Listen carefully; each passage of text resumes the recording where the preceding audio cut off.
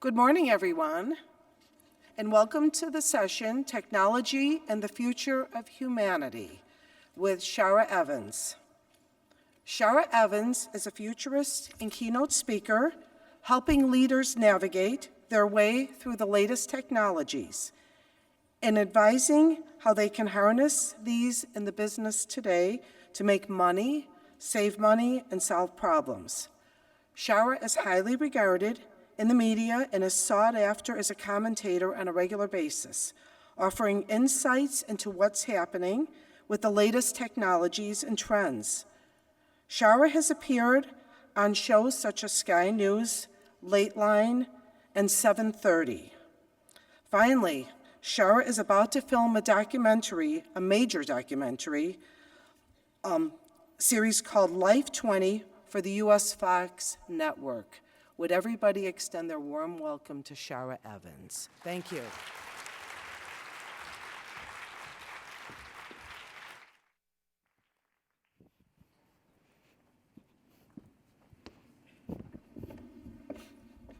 Thank you, Jane, and good morning, everyone. It is such a thrill to be presenting at SWE. I've been a technologist for my entire career, and it is so unusual to be speaking to a room full of women, especially women engineers. You rock it, ladies. And to all the men in the room, thank you for being here and supporting your female colleagues. That is so important to do as well. Today, we're going to go on a ride into the future, and I'm going to be touching on a lot of different technologies, and I think we're going to have a lot of fun this morning, and I hope you agree. I'd like to start with a concept that many of you have probably heard of, smart cities. Raise your hand if you've heard of smart cities. Raise your hand if you haven't heard of smart cities is probably the question.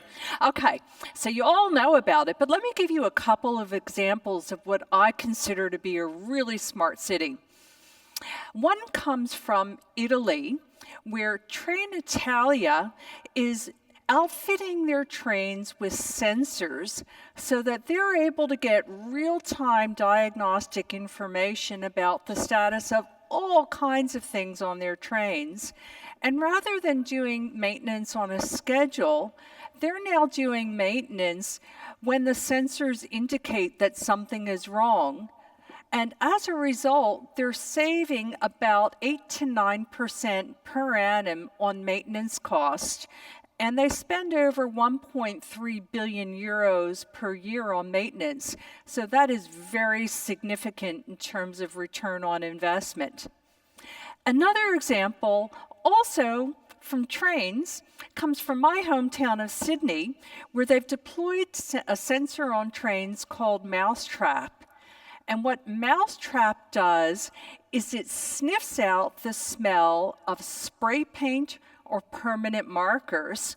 And as soon as it sniffs the smell, it triggers a CCTV camera feed that goes into the train's office and police, and they can see what's going on. If someone is defacing a train, guess who's waiting to meet them at the next train stop? But if someone's just coming home from a hardware store, no problem, they're not hassled. That's part of smart cities and where we're going. Here in the US, there's a couple of interesting projects that are happening in Chicago, and I was out there a little while ago. One of them is called the Array of Things, and their goal is to have about 500 of these beehive-like clusters sitting in different neighborhoods, mainly on street poles, so that they're being able to collect information on a micro-neighborhood basis, things like ambient temperature, pedestrian traffic, all kinds of chemicals and pollutants in the air, vehicle reverberations, noise, you name it, they're able to collect it from these sensors. And they're actually fairly small, but I've seen them in person, and they're starting to be deployed throughout the city. What's interesting is that they're making the data open source so that not only can city planners use this information to help them with logistics and deciding where to put things, but app developers can do things like, say, design an app that lets you walk from home to work in an area that has the least number of pollutants in real time. So if you have an asthma condition, you can navigate around areas that might trigger your asthma, but also have other pedestrians around you so that you're safe, because there are some neighborhoods in Chicago, like many parts of the world, that just aren't as safe to walk in as others. But Chicago, for as much as I admire this particular project, they've got another project where they've open sourced data for ride sharing, and they're making it available to download in a spreadsheet. And me being me, I downloaded the spreadsheet, and it took a while to download, even with a really fast internet connection. And the first thing that I saw was that they had very precise GPS coordinates. So what I did was I literally copy-pasted a couple of rows of GPS coordinates into Google Maps, and the first thing I saw was somebody's home address and a picture of their house. I went to another row, did the same thing, saw somebody else's house, picked another row, found a shopping center. If I were using sophisticated GIS tools, I could have figured out people's pattern of life. And if I were a criminal, I'd be able to figure out when the best time to rob a particular place is. So the moral of this story is that if you're collecting data, you need to be really cognizant about what you're putting open source and the granularity of the data, because I can see where having that kind of information is useful, but I don't think it actually needs to be as granular as pointing to a specific house as opposed to a block or a neighborhood. Another example of smart cities uses technologies like augmented and virtual reality. And frankly, in the industrial world, these are really interesting technologies. This picture is from Spain, from Acciona Agua. They're a water treatment plant, and they're using both technologies there. With virtual reality, they're using it for training purposes so that engineers can learn to play around with all kinds of things in the water treatment plant without any chance whatsoever of something going wrong in the real world, and they can have multiple people collaborate at the same time. Virtual reality is a fantastic training tool, and it allows you to gain that real-world experience that you wouldn't want to do in, say, a live water treatment plant. But on the live side, what they're doing is equipping engineers with augmented reality glasses that superimpose real-time information from their SCADA system in their line of sight. So as they're looking out over this field of pipes, they can see what's in a particular pipe, what pressure it's at, how hot or cold it is, which way to turn a nozzle, and it has video conferencing capabilities. And if they need to talk to a particular expert about something that's out of the ordinary, they can do it in real time.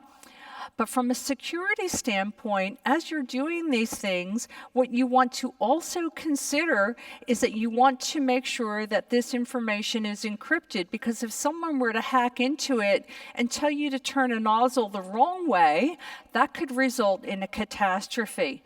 So with any technology, there's always great opportunities to leverage it for benefit, but things that can go wrong. Augmented reality also has some fantastic uses in the healthcare space. There's a company that was a spin-out out of Oxbridge, and it's called Oxite, and I've been tracking them since about 2015 when they were still in the early experimental stage. They're now commercial.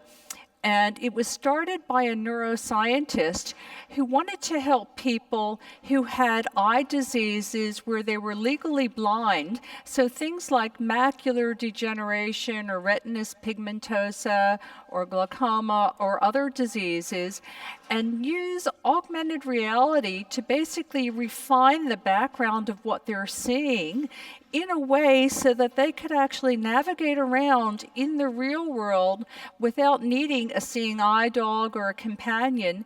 And in fact, their commercial now, you can buy their glasses, and the picture on the bottom right is actually a lady who's legally blind but is now able to read sheet music.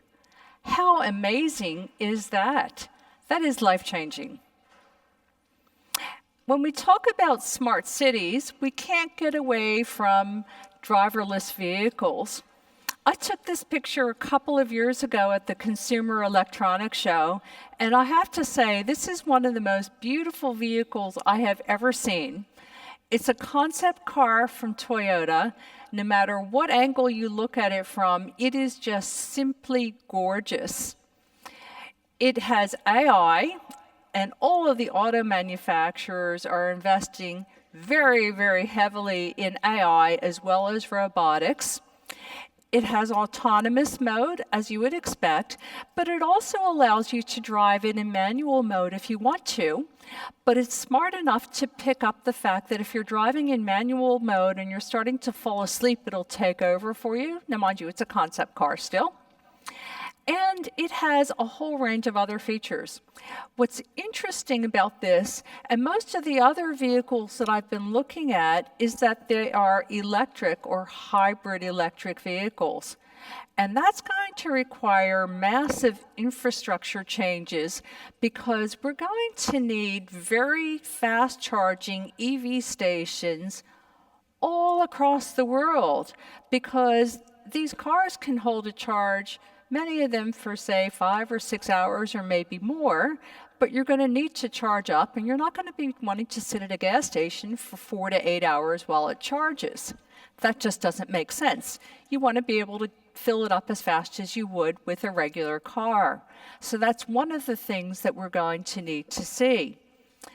Another thing that we're going to see as a result of driverless vehicles is what I'm calling a vehicle-to-vehicle network up in the sky. So these cars, each individually, are loaded with lots of different sensors, and of course they talk to GPS satellites. But what will start to happen over the coming 10 years is that we're going to see them talking to each other through a new kinds of comms network, and it may be 5G, it may be some other communications technology. But not only that, all of the traffic infrastructure is going to be outfitted with sensors. So a red light or a traffic light will be fitted with sensors, and it will be broadcasting out to the car, I'm red and I'll be red for another 10 seconds. Speed limit signs will be broadcasting out the speed limit. Stop signs will be saying, I'm a stop sign and you're 10 feet away from me. Say goodbye to traffic infringement revenue in about 10 years' time. Goodbye, but lots of new jobs of the future. Let me show you what this might look like. This is from Black Sheep Productions.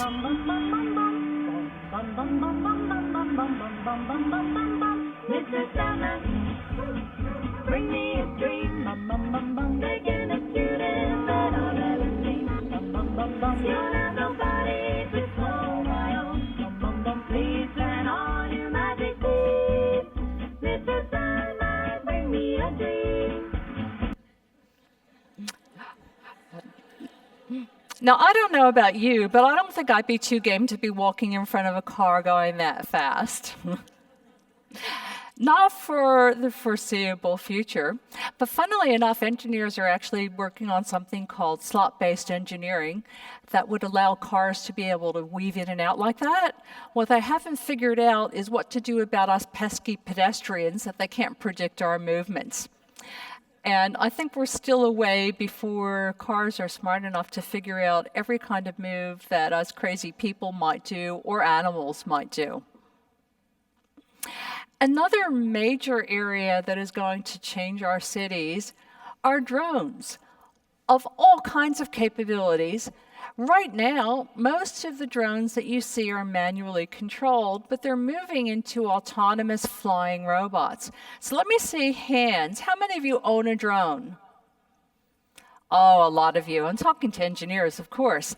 How many of you have a drone that's an autonomous drone? Oh, a couple early adopters. You work for tech firms? No. Okay, good on you.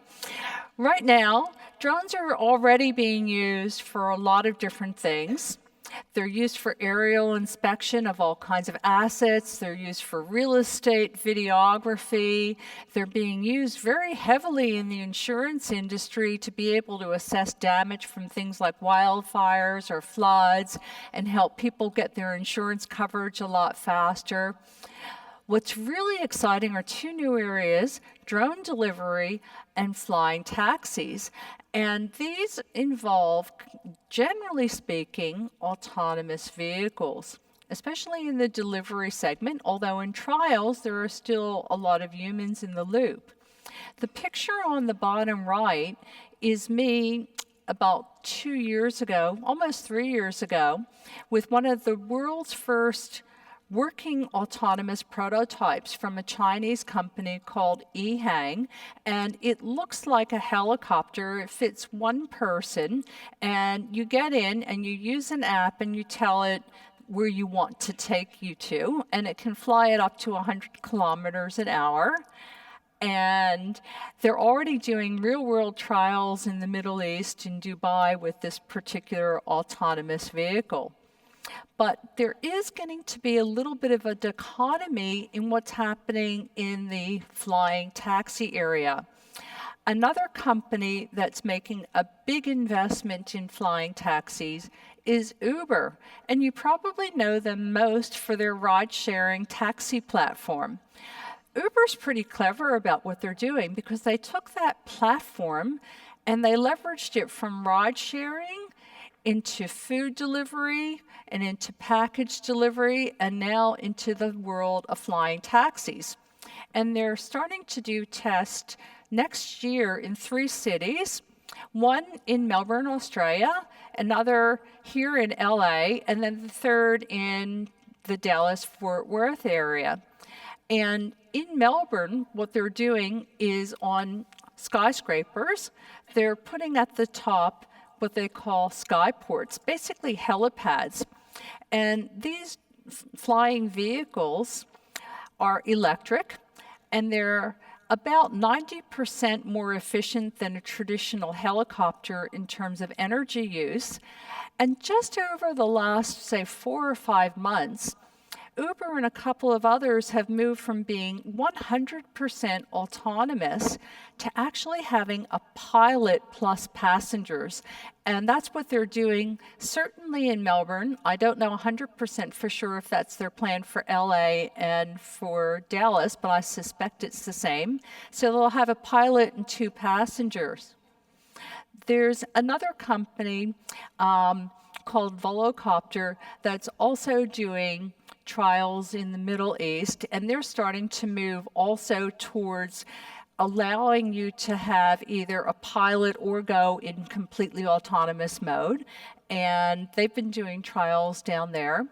Yesterday, when I was at the exhibition, I was talking to people from Cora, which is a subsidiary of Kitty Hawk, and they're still going down the 100% autonomous path. So I'm starting to see this dichotomy between completely autonomous or starting off with a pilot.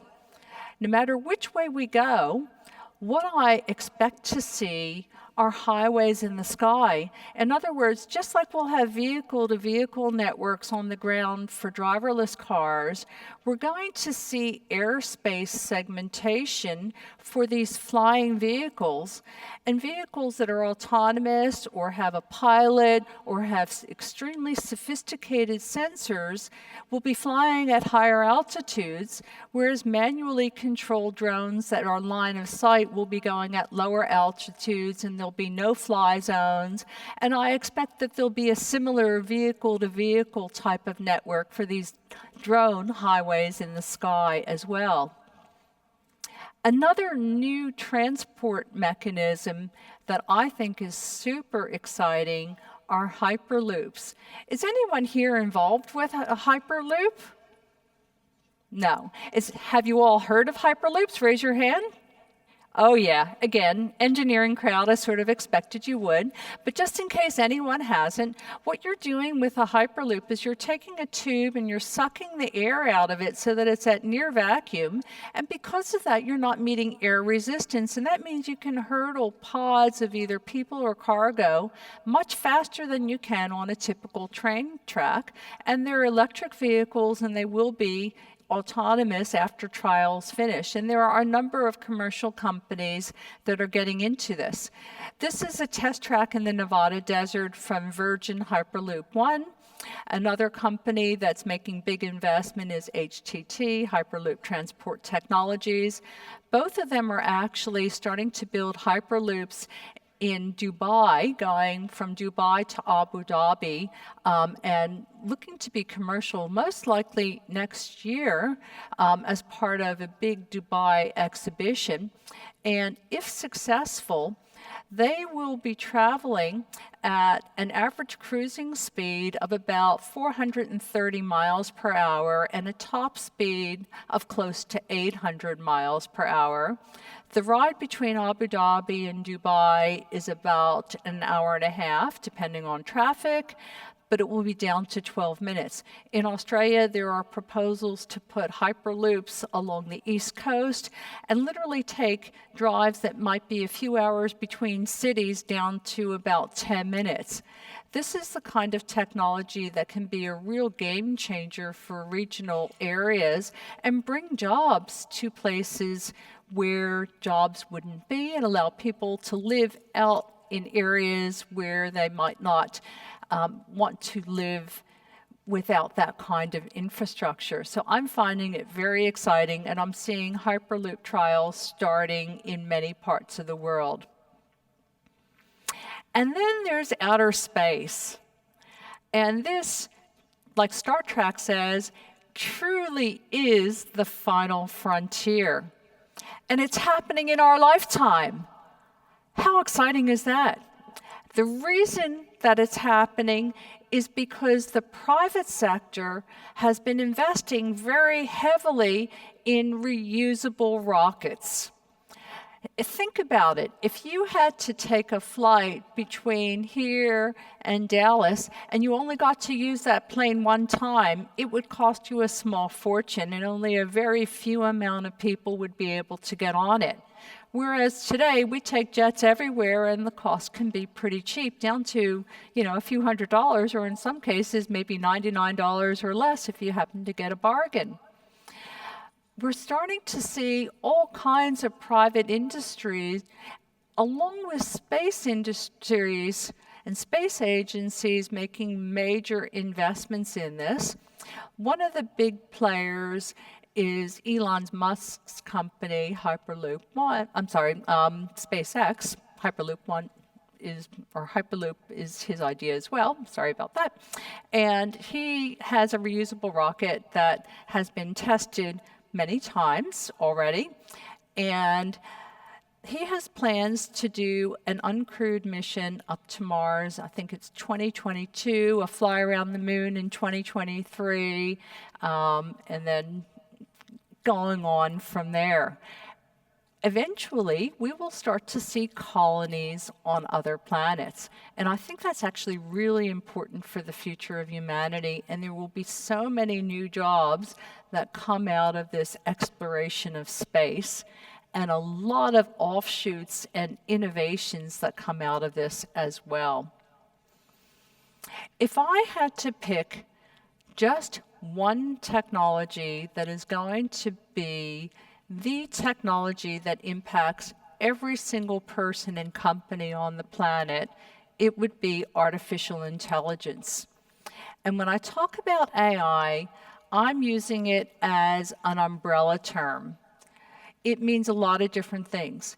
It encompasses machine learning and deep learning, image recognition, facial recognition, natural language processing, voice recognition, emotion detection, whether through the expression on your face, the tone of your voice, the cadence of your words, the particular words that you use.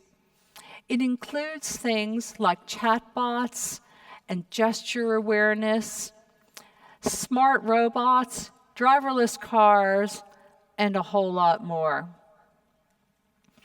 AI is being used very effectively already in a lot of different vertical industries for sales and marketing. If you think about marketing in general, the top 1% of your customers are actually 18 times more valuable than any other customer. So what's really important in the sales and marketing world is getting your message to someone at the right time, right place, on the right device. So I've chosen an image here of a young, very well-dressed man who happens to be in a shopping mall, and he's got his mobile phone with him, and he gets an advertisement, and it happens to be for a brand of shirt that he likes, and it's sold in a store just a few feet from where he is, and it's at a price point that he's willing to pay for, and they happen to have his size. What do you think the likelihood of that man walking into that store and maybe buying that shirt is? Probably pretty good, because it's right time, right place. Another example, completely different industry of how AI is being used, is Royal Bank of Scotland. And what they're using AI to determine is when people consistently are having overdrafts. And what that triggers is a financial planner to call that person to see what's going on and how they can help them and see what's happening with their finances. In other words, it's triggering a human interaction. Another example from the airline industry is with Air Canada, where they're looking at the ways that people navigate their website either on computers or mobile devices, and using that information and the analytics behind it to enhance user experience by changing the way that their website works. Another industry is the hotel industry, where the Dorchester line of hotels, which owns multiple brands, has thousands of customer reviews that they get every single month. And for the executive team, it's impossible to read thousands and thousands of customer reviews. So what they are doing is they have the AI digest these reviews and summarize them into a 30-minute video for the executive team. This is just the tip of the iceberg. We're also seeing chatbots of many different types roll out across many industries. This is an example called Babylon that is being rolled out in the UK with the support of the National Health System. And Babylon has a voice interface, and it's literally helping to do first-level medical-grade triage of people when they're not feeling well. And the reason the NHS is interested in this is that the waiting times are growing, the budget's not getting all that much bigger, the population's growing and getting older, and it's putting pressure on the health system. And frankly, if you have to wait 2 weeks to see a doctor and you're not feeling so well, the outcomes for you as an individual are not very good. It's much better to get some sort of assessment as fast as you possibly can.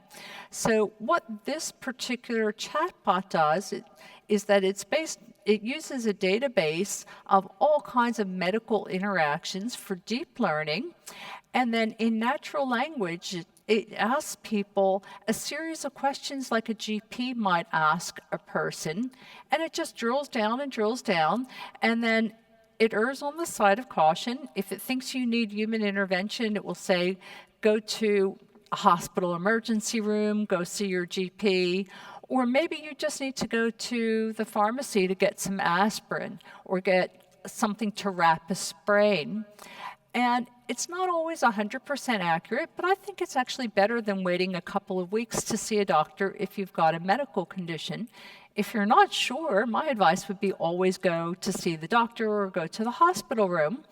But there have been some issues when they rolled it out in another country. They rolled it out in Rwanda, and in the first release, before they did some further training on their deep learning, they hadn't taken into account some of the local epidemiology for malaria, and they just weren't asking the right questions about that. They very quickly learned that that was an important medical question to ask in that particular country, and they modified it. And that's one of the lessons here with chatbots and deep learning, is that even if you've got a great medical database to begin with, you still need humans in the loop to continually train the AIs that are sitting behind this to help them learn about the latest things and the things that are localized. Where we're going in the future is that voice is really going to be a major interface on almost everything that you can think of.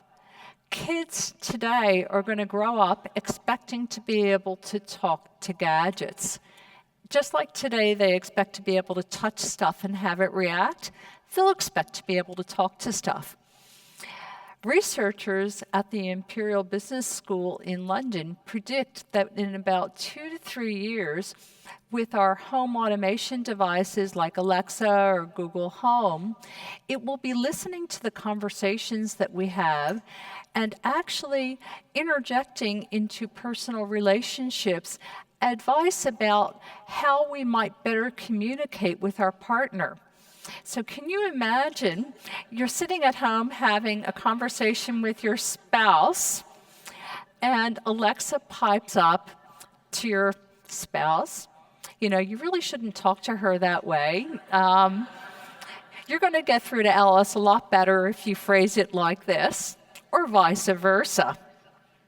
And in about 6 years' time, not only will it be analyzing conversations in the home and possibly the office, it will be looking at your genetic profile and information from your wearables about your physiology and be able to predict potential chemistry between you and a potential mate based on the kinds of conversations you have within listening distance of these devices and your physiological responses. So say goodbye to dating websites. You'll have these guys figure it out for you. One of the new jobs of the future is going to be a chatbot conversation engineer. People who literally help design the kinds of conversations that chatbots will have with people.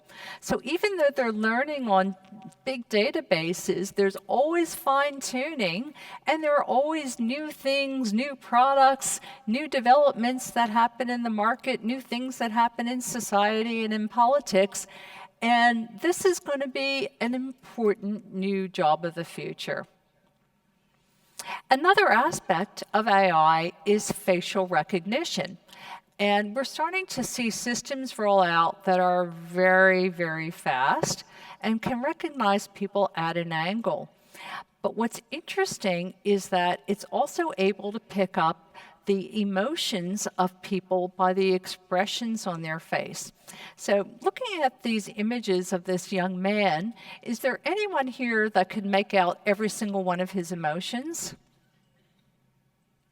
I can't, and I've never had an audience with any single person raising their hand. You know, we humans, we're really good at a lot of things, but some of these emotions, it's kind of hard to figure out exactly what this person is thinking. Imagine if you had augmented reality glasses that were giving you these other subtle clues about whoever you're talking to, what they might be thinking in response to what you're saying. That could be really handy in a lot of personal situations as well as business situations. But the question is, are we going too far, too fast with all of this facial recognition technology? We have CCTV cameras that are rolling out all over the place. We see them in airports, you know, for our passports. You know, that's pretty safe because you're looking at a government-issued document, your passport, so it's a pretty good chance that it's really you. But what if somebody actually hacks into databases and swaps your picture for a criminal? Or what if you're falsely identified as a criminal? And unfortunately, that has happened. The ACLU here in America has done a number of studies. One that comes to my mind is a study where they took pictures of members of Congress and then matched it against a criminal database, and it picked out 28 lawmakers as criminals. Now, there might be some of you who say all politicians are crooks, but that's a lot different than being an actual real convicted criminal. There are a lot of false positives, and in fact, the bigger the database gets, the more false positives you get. And there was a case in London where the AI actually confused a young lady with long hair with an aging man who was bald, and I don't know how it made that mistake, but it managed to do that. We also have some of the scary things of social surveillance that are happening, and I get particularly concerned about that and about privacy aspects. And, you know, when you start having things like social credit based on the expression on your face when you hear a political announcement, that starts to get me a little bit worried about, hey, you know, that might have been a fleeting thought that I've had about something, and suddenly I'm dinged and not allowed to travel because I've had a fleeting thought, or I buy too much alcohol, but maybe I'm buying it for a party. You know, where is it going to go? And how might this be used by a non-friendly government somewhere in the future? So as we start rolling these technologies out, I think we need to think about some of the longer-term ramifications of how these technologies can not only be used for benefit, but how they might be abused, and put in steps so that they don't get abused. And I have to say that it's very easy to trick an AI.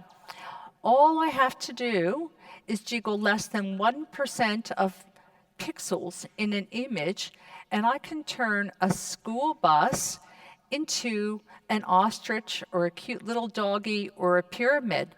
If I look at the distorted picture with my human eyes, it still looks like a school bus or an ostrich or whatever it is, but to the AI, it looks like something completely different. And it's one of the reasons that I think that we should not be using AI-enabled lethal autonomous weapons without humans in the loop, because it would be really easy for a hacker to take a picture, jiggle some things around, make an AI think that a passenger jet is an incoming nuclear missile, and boom, there goes World War III. Whereas a human looking at that picture will say, no, that's a passenger jet, not an ICBM, and not hit the red button.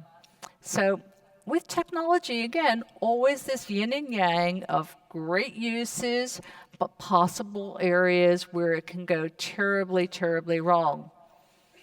One place where it can go terribly wrong is with this new technology called deep fakes, which is a portmanteau of deep learning and fake news. So how many of you have heard of deep fakes? A lot of you. Again, I'm talking to engineers. I sort of expect it. You might have seen or heard about this. So in this big picture, we have Alec Baldwin playing President Donald Trump on Saturday Night Live, and he's made up very well, and he's a really great actor in, you know, he really did a fantastic job. But somebody named Derpfakes literally took an AI program and skinned this performance with the real image of Donald Trump and uploaded it to YouTube, and it looked and sounded exactly like the real President of the United States. So fast forward 2 or 3 years, and here's what I think could very well happen. It has not happened yet. Imagine that in your business, you regularly use video conferencing to talk with your colleagues, and many of you probably do already. What if someone were to hack into that video feed? So let's say you're talking about a merger and acquisition, and you know that your colleague has just come from an overseas trip and they've been on a flight for 16 hours, and they ring you on the video conferencing system. You see them, it looks like the person you talk to every single day. The background in their office is the office that you're used to seeing them in.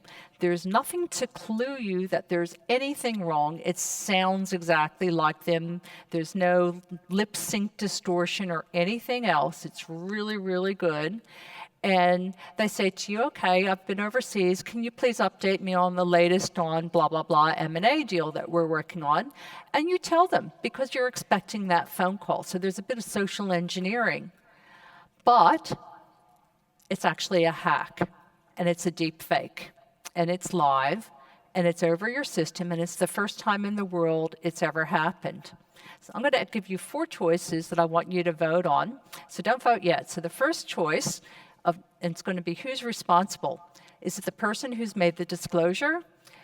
Is it the company that owns the video conferencing system and runs it and services it, or has designed it? Is it the cyber criminal or somebody else? So let's have a vote for who has disclosed the information. And let's say it's a publicly listed company, so it's insider trading. How many of you would vote for the person who's disclosed the information? A couple of hands. How many of you would vote for the video conferencing company? More hands. I'd say maybe a quarter of the audience. How many of you would vote for the hacker? Looks like about 3/4 of the room. How many of you would vote for somebody else? A couple. I've asked this question at legal and regulatory conferences, and do you know what? The vast majority of people vote for the person who's accidentally been tricked. To me, that's wrong. I think our laws need to be updated to take into account the fact that these technologies are coming on, and if someone is tricked in a way that they have never heard of before, and it's never been done before, and they had absolutely no intent of leaking insider information, in my opinion, I don't think that they're the person that ought to be going to jail. It ought to be the perpetrator, somebody involved in the crime or somebody who didn't put in the proper security measures, not somebody who's been tricked in a way that they just could not possibly discern or know about. Robots. Wow, we're going to see them everywhere. In construction, there's a robot here in America called SAM for semi-autonomous mason. When I first started looking at it, back in about 2014, 2015, it was laying about 1,000 bricks per day. Last year, it was doing 3,000 bricks per day. By comparison, a human mason, top mason, might do 600-700 bricks per day. So this is a combination of human and robot working together. Humans still load the robot. In Australia, we have a bot called Hadrian X that's completely autonomous, and it's able to do 1,000 bricks per hour. It's super fast. We're going to see a lot of robots in warehouses. In fact, I was reading some stats recently that Amazon has about 200,000 robots in its warehouses, but it's also hiring more people too. In China, for a number of years now, they've had a restaurant that's had robot waiters. You walk in, you get greeted by a robot. Back in the kitchen, they've got a couple of robots that are doing some stir frying. They have other robots that are doing some dumplings. And then they've got robots that bring you out your food. And the impetus for this restaurant owner to do it was his teenage daughter, who's like, Dad, I don't want to do this housework type of stuff. Why don't you just invent a robot and do it? Well, he didn't invent the robot. He bought robots and put them into his restaurant. And then we have other robots in retail, and this one comes from San Jose from Orchard Hardware, and it's called Oshbot. And if you walk in and you need a widget, like let's say I need one of these, I can say I need one of these, and it'll 3D scan it, and on its faceplate, it'll give me choices of what looks like the gadget that it scanned, and I'll say, that's the one, and it'll just walk me over to wherever that particular gadget happens to be, and on its faceplate on the back, it's got a digital ad, and it will be advertising to people and serving multiple purposes.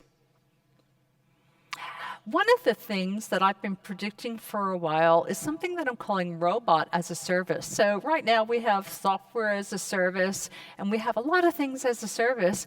Well, we're starting to see it roll out in the robotics world too. This is an exoskeleton from a company called Sarcos Robotics, and it's called Guardian Max XO. It's rolling out at the end of this year, beginning of next year, and it's being offered on it as a service basis. This robot has built-in sensors that are able to figure out when the wearer is about to lift a muscle, and it's for occupational safety and hazard. And what happens is that it takes the load off of the person and onto the exoskeleton. So if I were to be in this skeleton and lift up 100 pounds, it would feel like 5 pounds, and it's capable of lifting up to 200 pounds. There are a lot of different industries that this would be applicable to, anything from construction to warehousing to medical to you name it. Something like this could be extremely useful. In Australia, we have completely autonomous ports in Sydney and Melbourne from a company called Patrick. And they started working with the Australian Centre for Field Robotics based out of Uni of Sydney, oh gosh, probably 20 years ago now, and started to roll it out in Brisbane first, where they've got 35 of these autostrad or autostraddle robots. They weigh 60 plus tons each and can pick up close to 60 tons of containers. These are giant robots. Altogether, they weigh about 120 tons. In Sydney, they've automated that as well, and they've got about 50 of the autostrads. Since they've invested in this, Patrick has grown from a $100 million company to a $1 billion plus company. And not only that, but it's been said that about 20% of their valuation is based on automation. And what's interesting is that they have no humans in the area where the autostrads are operating, so they invented all kinds of navigational techniques to be able to let these huge robots work completely autonomously. We're also starting to see robots doing repairs on cities, and that's actually part of the future of smart cities. These pictures are from the Sydney Harbour Bridge, and it's the result of a project that's been, by this stage, about 10 years in the making between University of Technology Sydney and the New South Wales Roads and Maritime Authority. Now, the Sydney Harbour Bridge, you've probably seen pictures of it, even if you haven't been to Australia. It's one of the most massive and intricate steel infrastructure projects anywhere in the world. And of course, it's an icon of Australia. But like any steel infrastructure, it needs regular grit blasting, and there are a lot of nooks and crannies where it's just simply impossible for a human to get into. And not only that, but grit blasting is pretty dangerous for humans to do. So the bridge engineers and the roboticists at UTS got together and started to think about ways that they can solve this problem. And the scientists looked out to the insect world for inspiration and chose an inchworm. It's something in robotics that's called biomimicry. So this robot actually has a name. It's called Croc, and it's actually live on the Sydney Harbour Bridge. We've got Sandy and Rosie working every single day, and they've been working on the bridge for about 8 years now. They are 100% autonomous. They are able to completely map out the infrastructure on their own. The cable that they have leading out of them takes the real-time, high-definition camera feed back to the bridge engineers who can assess what they're seeing and decide whether a particular area needs grit blasting, and then, of course, the robot can go off and do it. In the UK, at the University of Leeds, they're working on a project in conjunction with the council and the federal government where they want to design fleets of tiny little robots that will have self-repairing cities by the year 2050. And they've been working on this for a number of years now, and I've had the pleasure of speaking to some of the scientists involved in the project. One of the modes of working is something that they're calling perch and repair, where literally drones will be able to go on top of buildings or light posts and do things like change lights out. Another mode is called perceive and patch, and their idea is that we should never have to tear up a road for construction. We should be able to get at potholes when they're tiny little things in the making. When I was talking to the scientists a few years back about how they would do it, my initial thoughts were, well, you probably will need to have drones flying above the roads, looking for potholes in the making and then go out and fix them, maybe with 3D printing robots. And they said, well, that's one idea, but ideally what we would like to do is partner with the driverless car industry, because all of these driverless cars are going to have cameras and sensors, and we can get real-time information from these cars that are driving around on our roads and use that as our signal for when to send out robots. But in the meantime, they're actually doing real live experiments. So what they're doing is they've actually designed 3 drones that have the ability to, first of all, fly along the road, see where a pothole is in the making, then another drone that goes out, lands, and starts to do the pre-digging work, and then a third one that's mounted with a 3D printer and actually does the patching. And they've got a BridgeBot that's an experimental robot, which is the big picture that's able to do something similar on bridges. But one of their more ambitious projects is to actually have robots go underground, deep beneath the city, where literally they can live and fix things that no human could possibly even get to.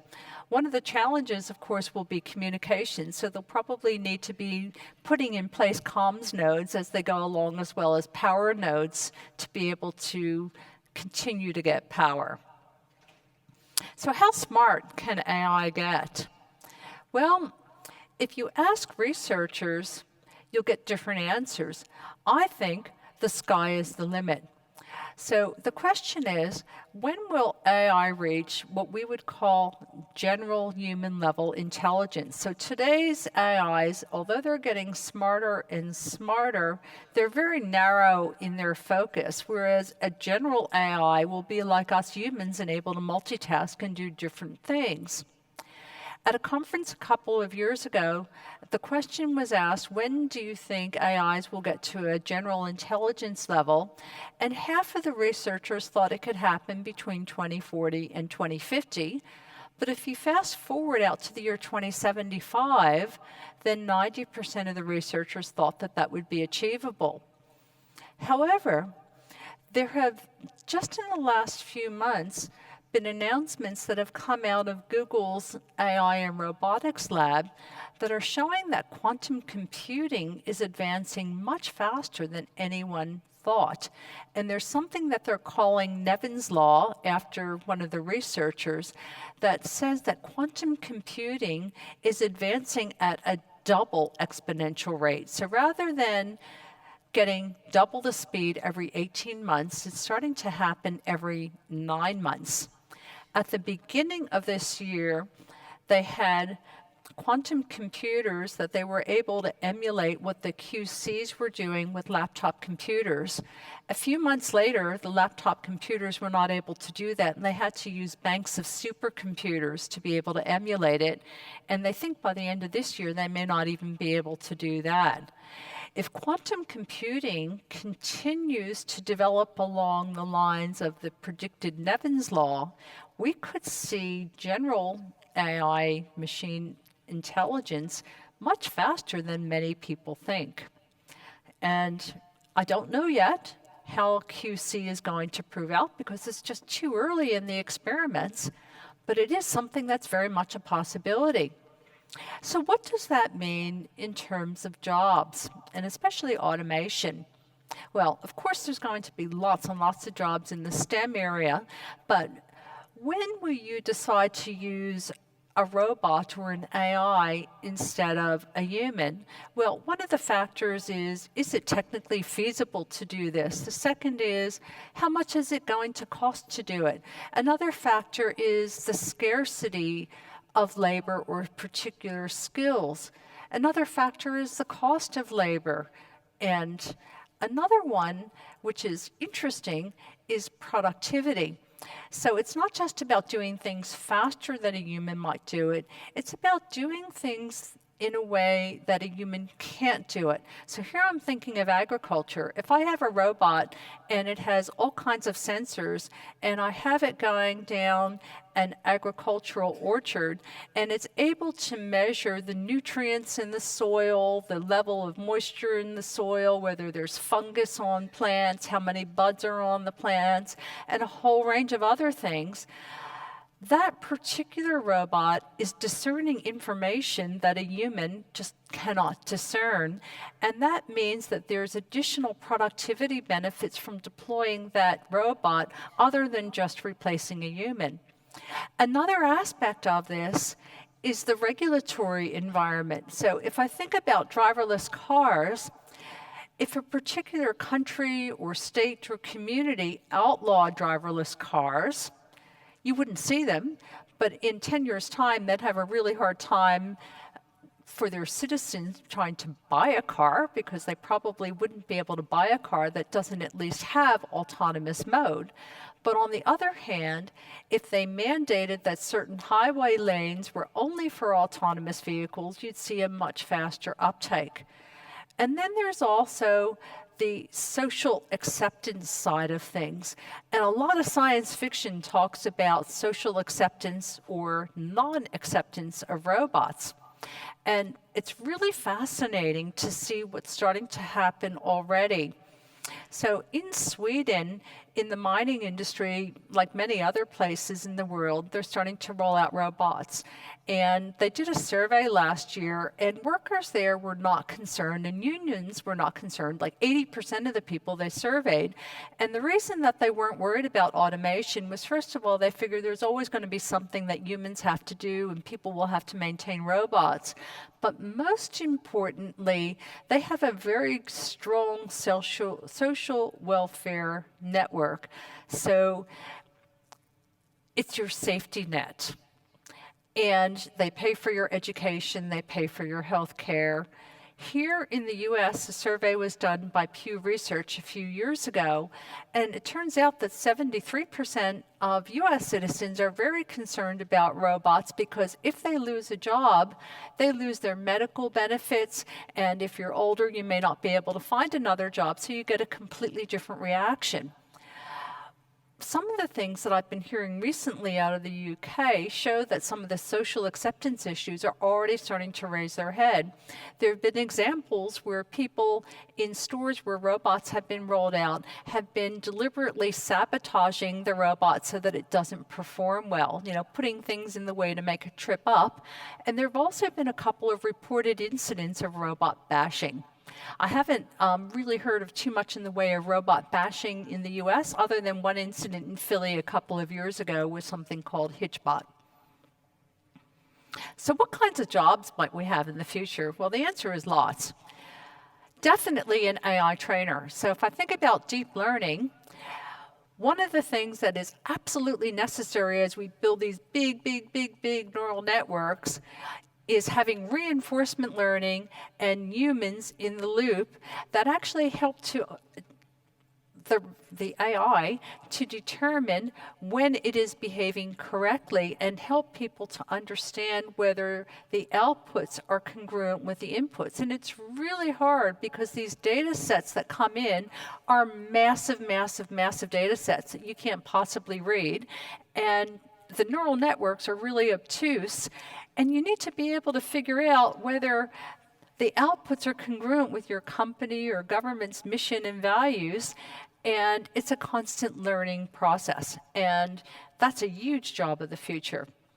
Another thing that we're going to see are empathy trainers, and that is literally teaching bots, whether they be AI or physical robots, how to better interact with humans. So I'm calling them empathy trainers, but people with degrees in political science, philosophy, behavioral sciences, psychology, some of the softer skills, poets, they're going to have a lot of jobs working in conjunction with technologists to help train these systems to better interact with humans.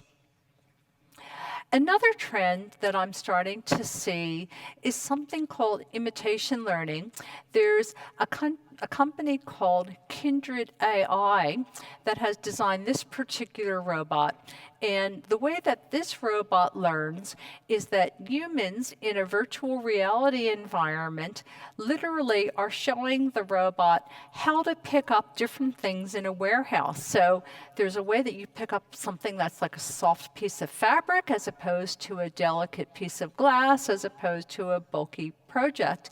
And in fact, at the trade show yesterday, I was talking to a gentleman from a company, ABB, I think it was, where he had a robot where you can program it manually, you can program it in virtual reality, or you could program it literally by taking its arm and moving it and showing it how to do something. So the latter two are what I would call imitation learning, and we're going to see that in a lot of different robots across a lot of different industries. We're going to see human resources transform. It might still be called HR, but I think it will be the head of human and robot orchestration.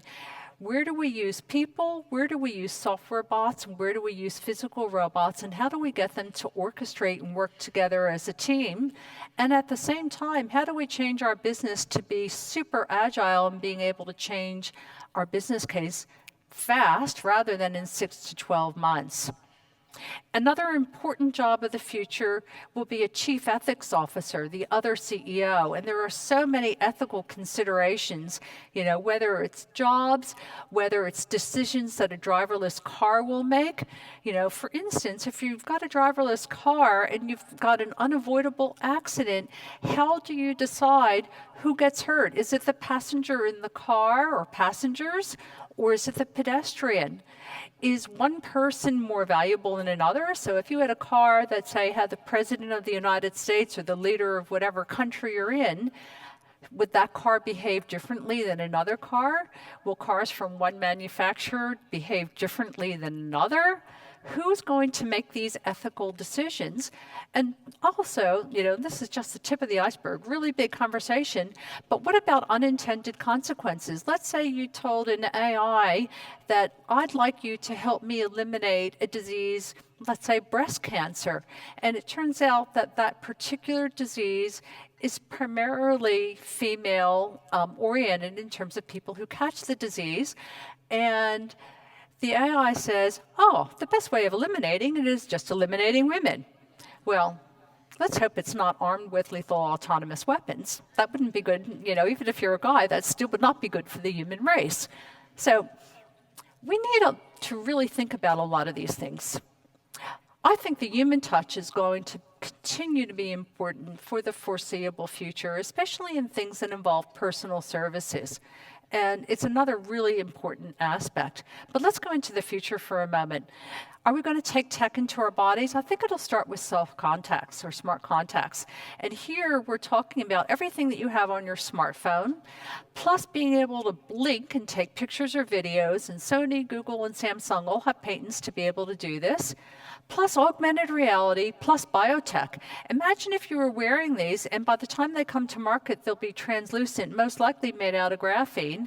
And not only do you get, all the features that you have on your smartphone, plus augmented reality, but autofocus. I'll be able to see the person's name tag sitting all the way out the back. Or it might be able to detect a medical condition like my insulin levels through lacroglobin in my tear ducts. We'll see stores coming out, where you download apps that are a combination of biotech and tech and ICT. But every year I look at it, it's 5 to 7 years, and it just keeps moving out all the way from 2014. By the way, these pictures are from Google. The big one is from 2014, and the smaller one is from 2016. You can see how they're getting more and more transparent. I think it keeps moving out because of the biotech side. It's not really the ICT side. It's the comfort and the ability to do all these medical functions that's delaying it. But I think probably in the 10-year period, we're likely to see these. Then there are brain-machine interfaces. Will we merge our physical brains with machine brains, whether they be through chips or maybe DNA-printed nanobots? And What kind of superpowers might we have? Can you imagine thinking a question and getting the answer downloaded into your brain? Or trying to solve a complex problem and getting the equivalent of a supercomputer helping you out? Or you want to send an email to someone and all you have to do is think it. Oops, don't think too fast. But what if the chip auto-completes?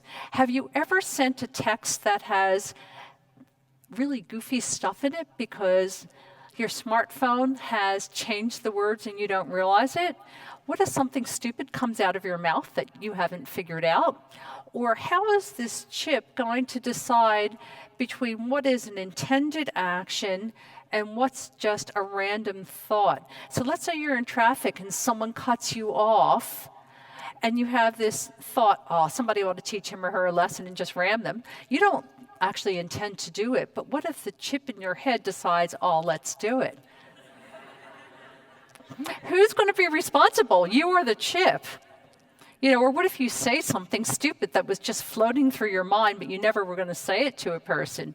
Lots of ethical issues, but companies are working on this. It's going to happen first in the medical area, and already a lot of work is being done with brain-machine interfaces. Elon Musk has a company called Neuralink that has come out just in June with chips that are 4 millimeters by 4 millimeters, and they have 10,000 electrodes on them, and they're planning to implant them in humans who suffer from paralysis due to an accident by the end of next year to help them regain some of their body motions. That would be fantastic. But we have to think about what could happen and what could go wrong if we have these things in our heads, especially if they're owned by employers. But we will see human implant specialists, people who help out with this kind of situation. Another really interesting area is stem cells and regenerative medicine.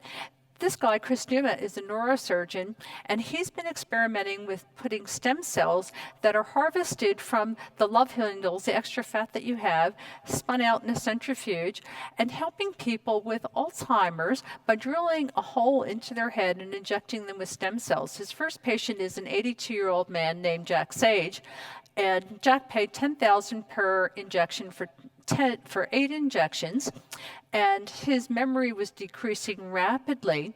And what happened is that his cognitive score went from the 5th percentile up to the 48th percentile. So the first stage of this trial was very much a safety and efficacy part of a treatment. And stem cells, frankly, are very hit or miss for these kinds of applications.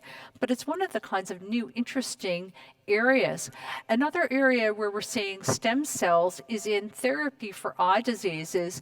And it turns out that there's something called the retinal pigment epithelium, or RPE, that sits behind the eye, and it's one of the cells that helps maintain your vision, and it's impacted by age-related macular degeneration, and they're using stem cells to be able to coax them to grow into RPE. But it turns out that the key there is something called a cilia-type projection, and if the cilia doesn't grow in the right angle, then it actually destroys your vision rather than helps as a transplant. But where I see stem cells being really interesting is in this whole area of being able to be used to use your own DNA and your own material to bioprint replacement organs or help you fix up medical conditions. And of course, there will be all kinds of new jobs. Regenerative medical technology specialists are going to be huge. Nanobots are fascinating. These are teeny, teeny, tiny robots. This is not a real picture, it's just a graphic illustration. But the China Institute for Nanosciences and Arizona State University have designed an experimental nanobot for cancer treatment where it uses this thin roll of DNA, and it's coated with a protein that binds only to cancer cells. So it gets injected into your body, and when it detects this particular cancer protein, it binds to it, and it literally starves it of blood. So it's very targeted precision medicine that can treat a particular cancer without poisoning the rest of your body. We're also going to see a whole new field of nanomedics, because once you get these things in your body, how do you get them out, and how do you program them, and how do you control them? And this is an exciting new field. Genetic engineering is another super exciting field, and it's going to lead to a whole new era of precision medicine.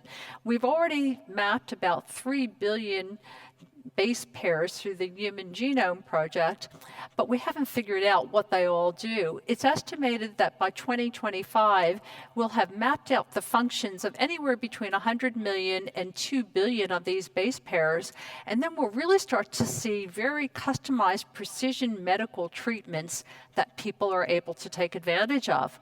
But then the flip side, and there's always this flip side of genetic engineering, is ethics. In China, in April, they released a research paper where it turns out that researchers were injecting a human brain development gene called MCPH1 into the embryos of macaque monkeys. And at first I thought, oh gosh, this must be an April Fool's joke, it can't be real. But I actually did the research and found the real research paper, and then went back and found pre-experiments going all the way to 2010, and found it written up in the, I think, MIT review, like a lot of really credible sources. And it turns out that by injecting these monkey brains, there were 11 monkeys, embryos, that they injected it into. 6 of them died, but 5 of them lived. Of the 5 who lived, they had slightly longer brain development periods than a normal macaque monkey, and they were just a little bit smarter. And they're now looking at using another gene, FOXP1, I think it is, and which is the language development capabilities, and injecting those into monkeys too. Has anyone seen Planet of the Apes, any of the movies? That didn't end so well, so some of these things I'm not so sure, we really want to do. But the very last job of the future, one of the very last things I'll talk to you about is genetic 3D designers. I think that this will be a new job of the future, changing our own genetics, making us look younger, giving us new appendages, especially if we go into outer space. But last but not least, what if we identify the gene that impacts aging? Already at the Salk Institute, they have identified genes in mice and in humans where they're able to start turning back the clock, at least in petri dishes, and in the case of a live mouse with progeria. What if we could start turning back the clock, keep our wisdom, but make our bodies look and feel younger? There's another professor, a geneticist and physicist, who believes that the aging gene, we'll find it within the next 10 to 20 years. And when we do, we will live 5 to 10 times longer. Can you imagine living to 400 or 800 years old? Can you imagine working for 400 years? Can you imagine being married for 800 years? What in the world will that do to population growth? Well, I hope you've enjoyed this ride for the future. We have time for questions, and I'm going to hang out afterwards if we run out of time and you still have questions. So thank you.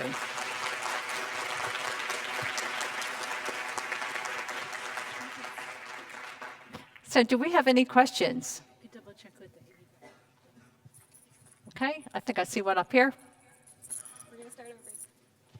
What do you see in the future for implantable medical devices and sensors? I'm sorry, for? Implantable medical devices and sensors? Oh, they're definitely getting smaller. In fact, I was actually talking to one of the ladies who presented at Medtronics yesterday. After her presentation, I said, "Are you looking at making your devices smaller?" And she shook her head. Oh, yeah. In experiments, I'm already seeing things like tiny origami robots that literally you swallow as a pill, and they just go through your digestive system. They're coated with ice, and they're guided by magnets by a surgeon, and they're used to pry button batteries that have become lodged in your stomach or esophagus. And literally, instead of operating on you, you just open it up because your digestive juices have melted it, and it pries it off of wherever it's become lodged and injects an anti-inflammatory drug, and everything comes out whoosh through your system. Eventually, we're going to see these things go down to millimeter and then nanometer size, and that's just one example. Super exciting. There's a question here. Can we get the mic? Over here.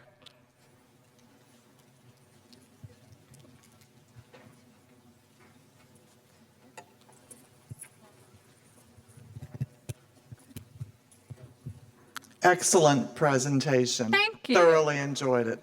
Could you clarify the pixel comment about AI? You said that was it only 1% of the, can you give me the all math you on need that to again? do is jiggle less than 1% of the pixels, and it's been proven experimentally that that's enough to fool an AI classification system.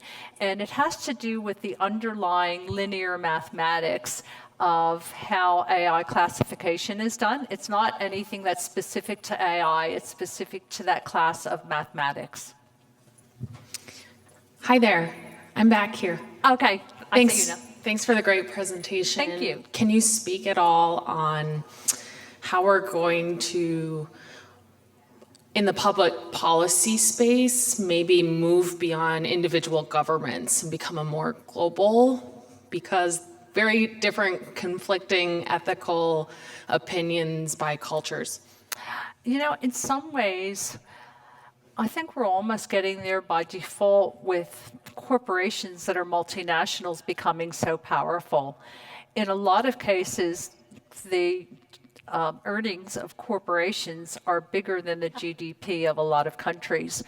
But where I think it's really going to happen is when we start going into outer space and we start to see corporations making major investment in exoplanetary exploration and establishing colonies.